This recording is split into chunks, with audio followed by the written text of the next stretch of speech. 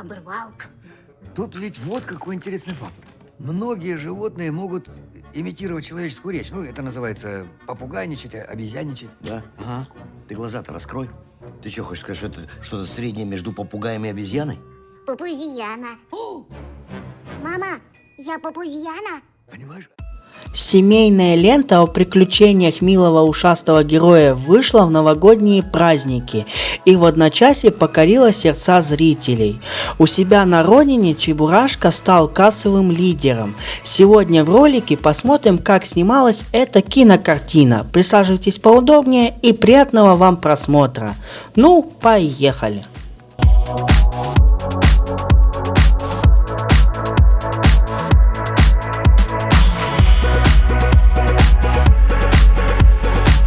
Съемки стартовали в сентябре 2021 года в городе Сочи.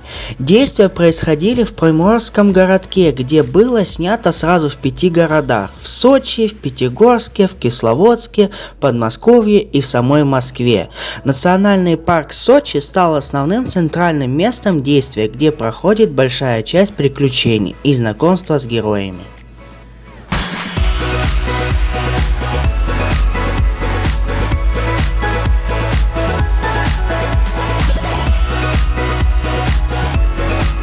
Дом Гены построили на территории оздоровительного учреждения, но только его внешнюю часть, башню и зимний сад.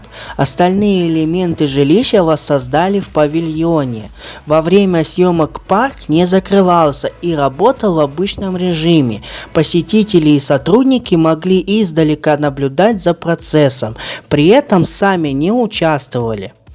Так как в парке нельзя было портить растения, съемочная группа сделала собственные газоны и клумбы. Для нескольких сцен пришлось даже перекрасить некоторые заборы, но после съемок забор перекрасили в прежний цвет. Как рассказала сама сотрудница парка, съемочная группа соблюдала все условия безопасности для флоры территории. Кисловодск был выбран для уличных сцен в эпизодах, где эффектно и уместно смотрелись апельсины, падающие с неба. Для этого, чтобы создать апельсиновый дождь, потребовалось 6 тонн фрукта. Мотороллеры Гены популярные в советское время. Муравей. В СССР такие выпускались с 1959 года.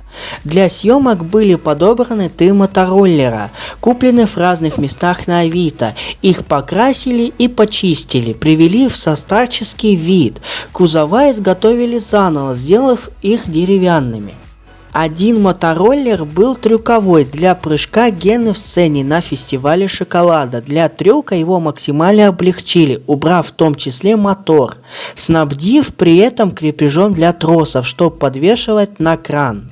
2 других были на ходу. На площадке даже был приглашен специальный человек, в обязанности которой входил ежедневный контроль технической исправности раритетов. Для подготовки к изучению ушастого добряка Ольга Кузьмина досконально изучила работу Клары Румяновой, чей звонкий голос принадлежит советскому Чебурашке. Задача была добиться правильного тембра, чтобы голос был похож на канонического героя. Ольга Кузьмина подарила Чебурашке не только голос, но и мимику. Звезде сериала «Кухня» и отеля «Элеон» не пришлось носить какой-то специальный костюм и датчики. Ее просто снимали крупным планом в определенные моменты, нужные по сценарию. Затем мимику актрисы использовали художники-аниматоры при создании Чебурашки. Все сцены с Чебурашкой снимали отдельно, и чтобы он получился таким же живым и реальным, на экране создателям пришлось серьезно потрудиться. Помимо Ольги Кузьминой была еще актриса, которая отвечала за движение героя. Рост Чебурашки в фильме составлял 65 сантиметров, а с использованием главных ролей на съемочной площадке снималась игрушка, созданная специально для этого кукольниками. Аниматорам приходилось соединять всех этих чебурашек воедино и отрисовывать каждый кадр. Помимо Чебурашки в кадре были и другие животные: 26 крыс, 8 канареек, 8 попугаев, 6 морских свинок, 1 бульдог и 1 ягуар. Для картины были утверждены 4 основных цвета: бирюзовый, зеленый, желтый и розовый. У каждого героя, по сути, был свой цвет и его оттенки. Создатели фильма придумали для Шапокляк такую сложную шляпу, что никто не знал, как такое можно изготовить. Когда головной убор в виде торта отказались сделать все шляпники, в которые обратились, за дело пришлось взяться костюмерам съемочной группы, не имея никакого опыта. Они изготовили такой тяжелый убор, что носить его Елене Яковлевой было совсем непросто. «Чебурашка» стал самым кассовым фильмом за всю историю российского кинопроката. Его сборы в нашей стране составили 6 миллиардов рублей, и рекорды продолжают бить прямо в эту секунду в кинотеатрах. Фильм об ужасном зверенке из далекой апельсиновой страны не является экранизацией рассказов Эдуарда Успенского. Это самостоятельный проект. Продюсер фильма также подметил, что кино станет началом франшизы. Спасибо тем, кто досмотрел этот ролик до самого конца. Кому понравилось, поставь лайк.